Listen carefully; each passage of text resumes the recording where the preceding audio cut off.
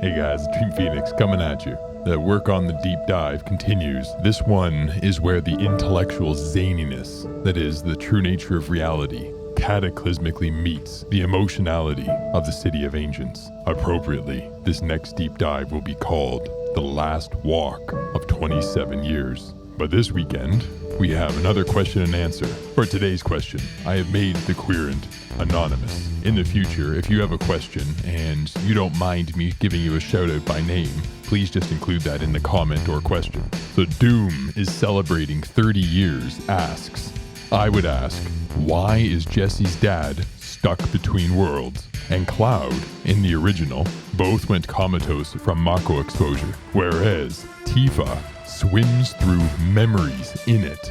And then Doom is celebrating 30 years goes on to give many of his intrepid insights. Doom, who's celebrating 30 years, you know who you are. I love your comments. Another question that Dream Phoenix came up with that goes along with this. I do wonder if anyone is wondering why Tifa wandering through the depths of the Lifestream in Rebirth did not result in her wandering through other worlds as it did in Final Fantasy VII.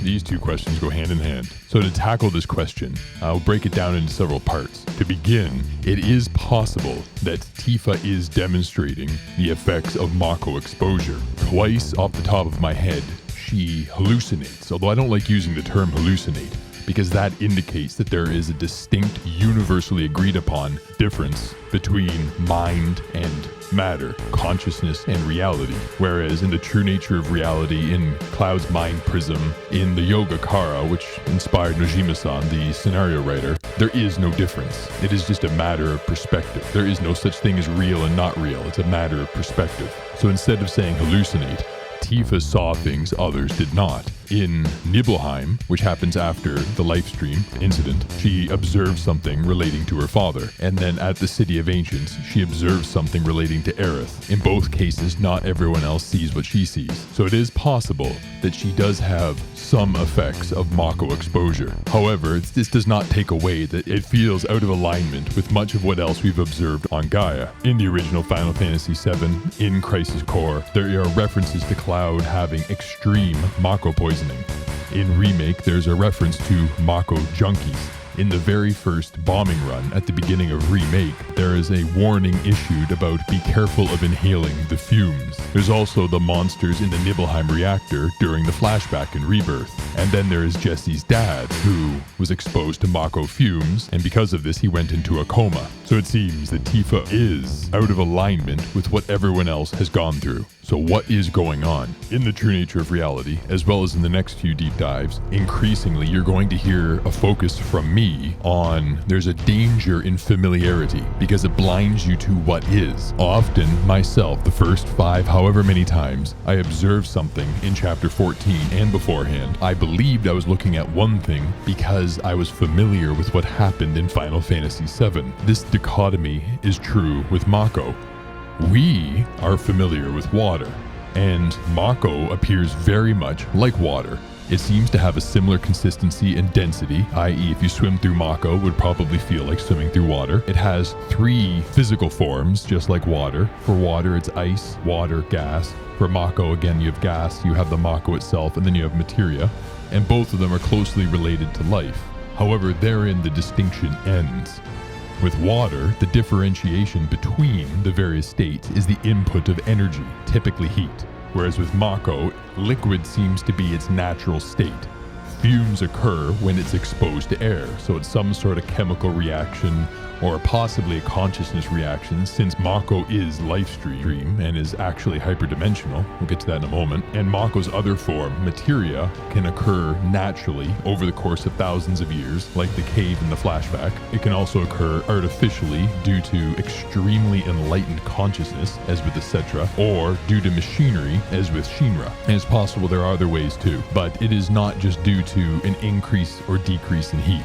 Also, Mako is Lifestream, and it has one other form, and that is the hyperdimensionality of these many worlds. You see it especially in the true nature, as well as the Cloud mind prism sequence. One other distinction one could draw is if one dives in water and then does not come up for air, one drowns.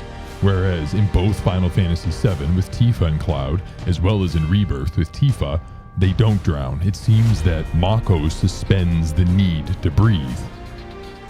Mako, in its 3 forms, has different risk exposure levels. Materia, unless it's forced into one's body, it seems that materia, there's either no or extremely low risk of exposure.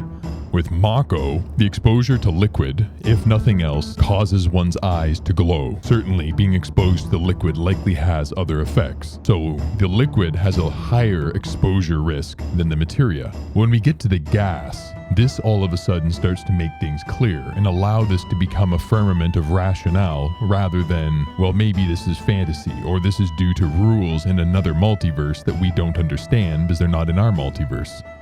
In Chapter 4 of Remake, it is explained that Jesse Raspberry's father was an employee for Shinra, a mechanic, I believe, and he physically fell, and due to the fall, he fell unconscious. And where he fell, he was breathing in the Mako fumes, and by the time anyone got to him, it was too late. He'd fallen into a coma. So it was the fumes that did him in. In the first bombing mission of Remake, when the warning was issued about being careful of inhaling the fumes, again, it was in relation to the fumes. But the real Rosetta Stone, the proverbial Rosetta Stone, if you look at the flashback sequence when Sephiroth is beginning to lose his mind in the Nibelheim reactor, he starts condemning Hojo for putting people inside these pods, not just creatures, and he cuts one of the pods open. Notice when this creature fell out, what else came out?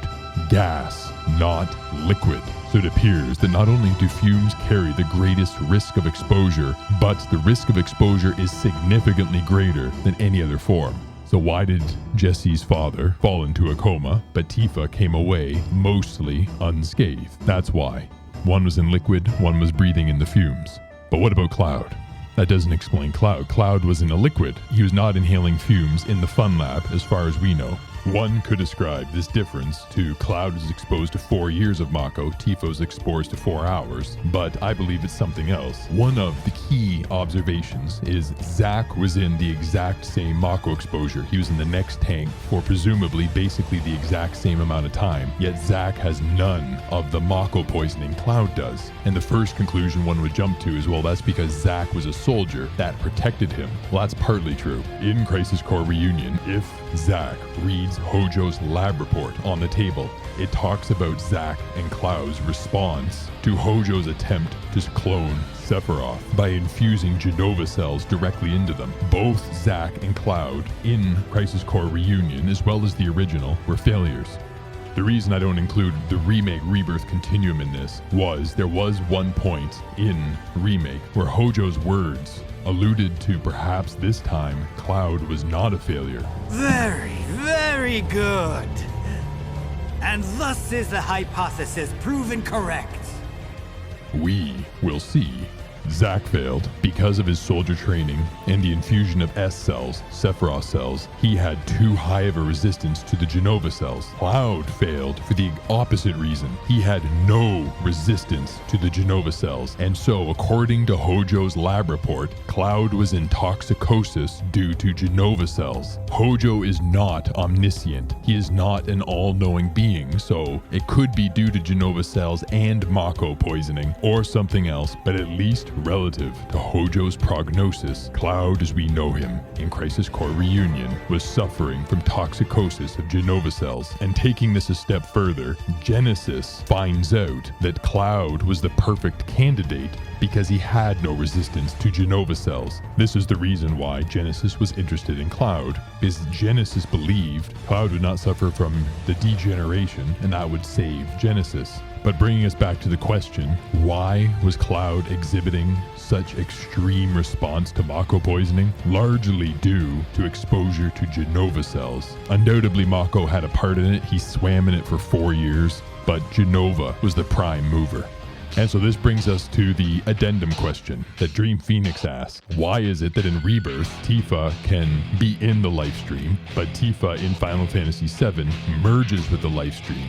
They're swimming through the same hyperdimensional liquid. In Rebirth, Tifa is inside a weapon. The weapon helped keep her separate, and we can observe that at least on one plane of consciousness, the weapons do not themselves merge with the Lifestream, allowing them to be very effective guardians of it.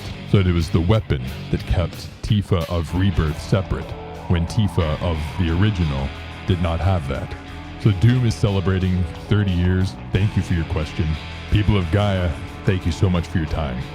Imagination Adventures, until next weekend, I bid thee adieu.